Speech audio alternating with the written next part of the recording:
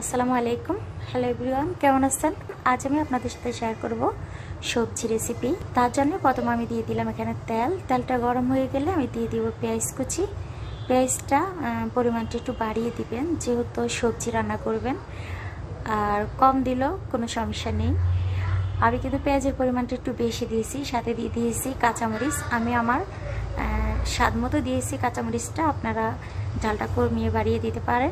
এখন দিয়েছি আগে থেকে কেটে ধুয়ে রাখা সবজিগুলো। এখানে আমি 5 রকমের সবজি নিয়েছি: বেগুন, পটল, মূলা, আলু আর বাঁধাকপি। এখন আমি সবগুলো উপকরণ দিয়ে একসাথে মিশিয়ে নিলাম আর দিয়ে দিলাম। আমি এখানে আজকে একেবারে সাদা সাদা করে রান্না করব, কোনো হলুদ বা কালার কোনো ব্যবহার করব না। ঢাকনা দিয়ে আমি 5 মিনিটের জন্য রেখে দিব। চুলার হিটটাকে আমি মিডিয়ামে রেখে, এই যে দেখুন 5 মিনিট পরে কিন্তু ফিরে আসছি। এখন আমি দিয়ে দিব সাথে জিরা আর গোলমরিচ ফাঁকি করে আগে থেকে নিয়েছি, সেখান থেকে আমি 1 টেবিল চামচের মতো দিয়ে দিলাম। আজকে আমি রসুন বাটা দিইনি, আপনারা চাইলে রসুন বাটাটা দিতে পারেন।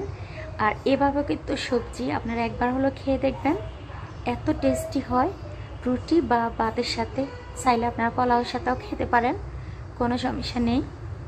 এই সবজিটা আপনারা একবার হলে এইভাবে ট্রাই করবেন। আর এখন দিয়ে দিছি আমি ধনিয়া পাতা কুচি। তারপরে নেড়ে চেড়ে আমি এখন আরও 5 মিনিটের মতো রান্না করে নেব। আমি কিন্তু এক্সট্রা কোনো পানি দিইনি, যে পানিটা উঠেছে সেটা দিয়ে আমি রান্না করে নিয়েছি। দেখুন সবজিটা অলরেডি কিন্তু হয়ে গিয়েছে। এখন আমি পরিবেশন করে দেখাবো। আমার ভিডিওটি কেমন লাগছে, ভালো লাগলে লাইক কমেন্ট শেয়ার করে দিবেন, নতুন হলে ফলো দিয়ে দিবেন। আবার কথা হবে নতুন কোনো ভিডিওর মাধ্যমে। ওই পর্যন্ত ভালো থাকেন, সুস্থ থাকেন। আল্লাহ হাফেজ।